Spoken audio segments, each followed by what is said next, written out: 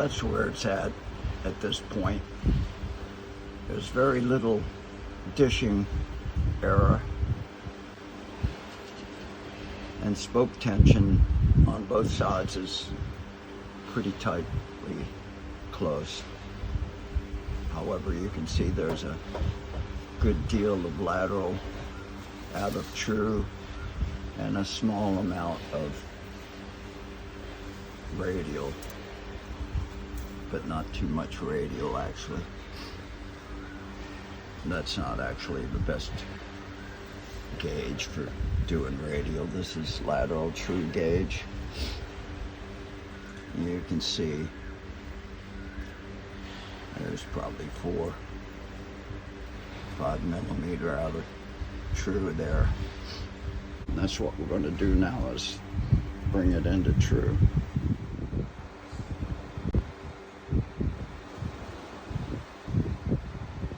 Well, there's nil lateral play in that wheel now. I've got that marker set at about 2 mil. Now about 1 mil.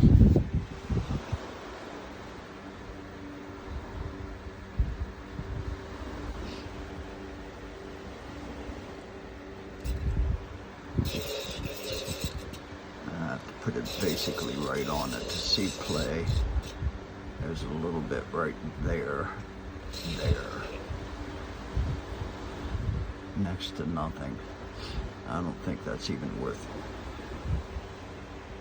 getting upset about. I'm going to go for a ride on it before I do anything. And radial true. Let's see where that looks. Maybe this is a better angle.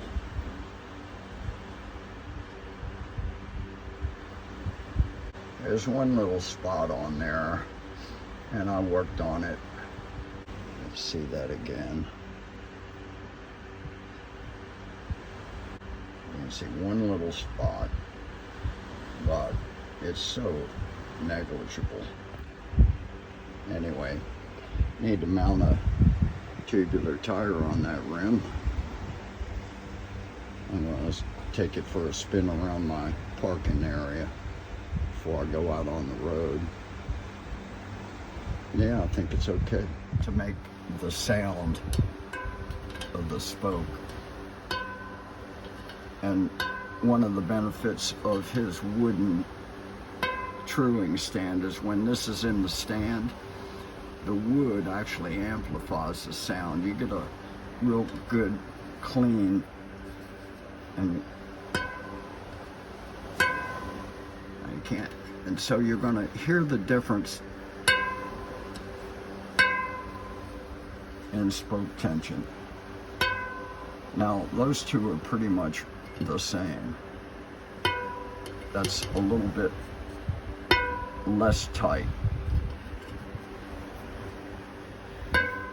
That's back to the other one. Anyway, I use this thing just assuming there's an error. It's going to be a consistent error, spoke to spoke. So I just wrote down the millimeter deflection for all of the spokes. And the lowest reading was 202 on the first spoke at the spoke hole, after the spoke hole. And the highest reading was 224, the last spoke right before the spoke hole. And on the non-drive side, it was even a tighter spread. It was 203 to 217. And then I just worked out the average spoke tension in terms of deflection. And the drive side had 2.123 average. The non-drive side had 2.14 average. An awful lot of those spokes were 2.14. 4 of them anyway. And then I also did the same thing on the wheel before I disassembled it.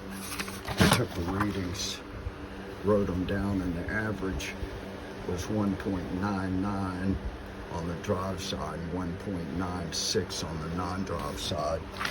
So what I came up with is actually my drive side tension is 106% of what it was leaving the Farsports factory, and the non-drive side was 109% of what it was leaving the Farsports factory.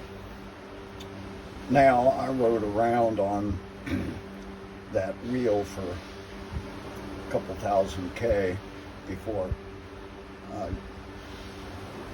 tacoed the thing into a slot one night. So who knows what it actually was leaving the factory, but that's what it was before I disassembled it. I think I'm good to go, but it'd pay to ride easy, wouldn't it? Until you're sure. I'll ride it around the parking area for a while, and then take it out for a light spin. Roger Musson,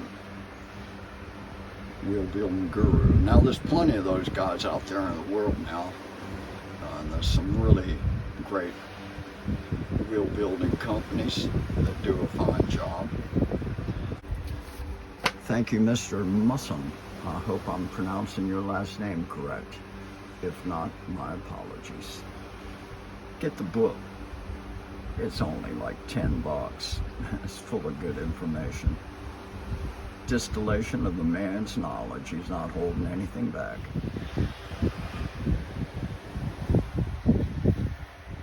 Well, the final step today is put some rim tape on. Tape for tubular tires, not rim strip.